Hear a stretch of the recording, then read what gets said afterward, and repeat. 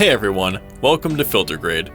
No matter what you're a beginner at, you're bound to make a few mistakes. In this video, we're talking about the biggest mistakes that beginner photographers tend to make and how you can overcome those bad habits and start your journey to becoming a professional.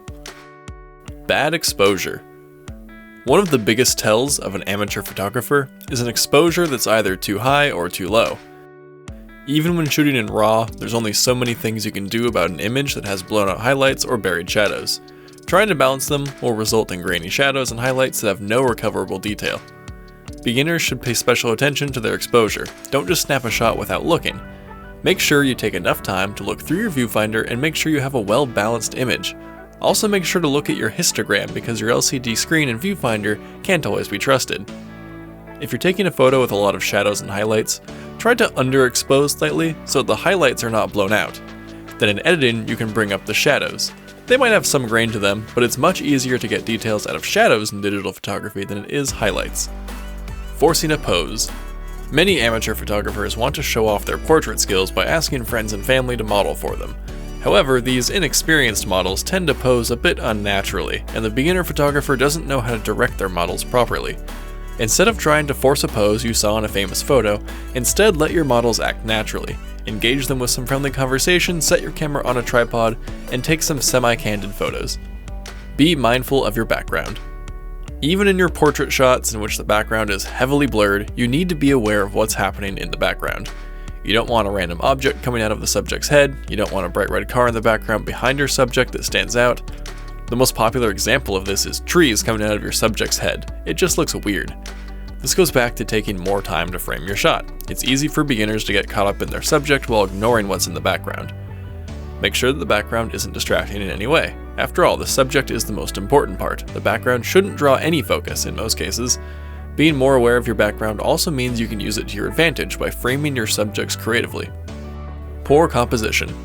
Composition is one of the most important aspects of photography. Even an overexposed or out of focus photo can be redeemed as a piece of art if the composition is on point. Beginners tend to just aim their camera at a scene and take the photo without a lot of thought to what a viewer should be looking at. The rule of thirds is the most basic way to compose a good-looking photo. The rule of thirds uses a 3x3 grid concept to place subjects along the 4 intersection points. An easy way to compose photos better is to turn on an on-screen grid if your camera has it. You can also recompose photos by cropping them in editing. Try doing this on some of your photos to practice and see what a well-composed photo might look like. Here's another thing to think about. If something is in your shot that doesn't actively add to it, then try to remove it. You don't want people viewing your photo to be confused about what they're looking at. Over-editing. Making photos unique to your style using filters or certain edits is totally fine, but most beginners are a bit too heavy-handed with their edits. One of the most common mistakes is to add way too much saturation.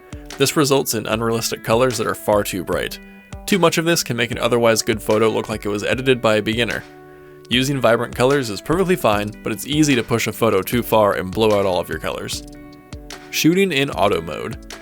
Shooting in auto mode makes everything easy, and it's helpful for beginners who just want to get out there and take some photos. You can take a solid looking photo in auto mode, of course, but there's many advantages to slowly learning the other modes.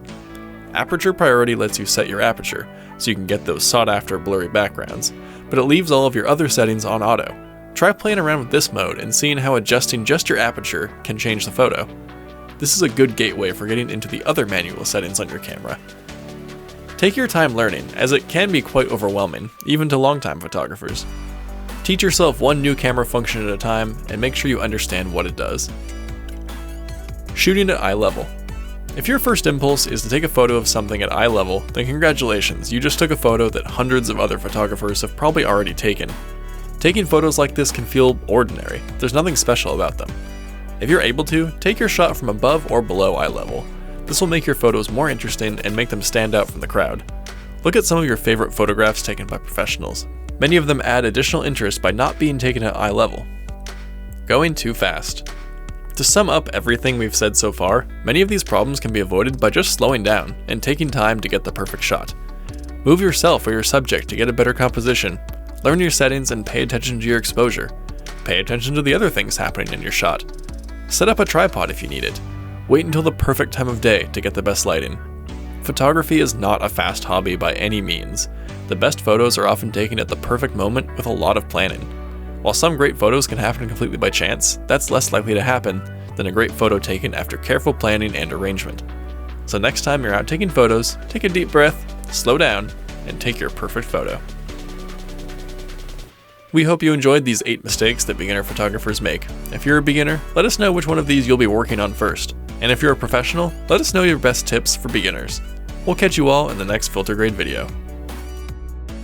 If you enjoyed this video, be sure to like and subscribe and leave a comment down below. And if you're looking for professional LUTs, Lightroom desktop and mobile presets, Premiere Pro templates, and more photo and video education, visit FilterGrade.com today.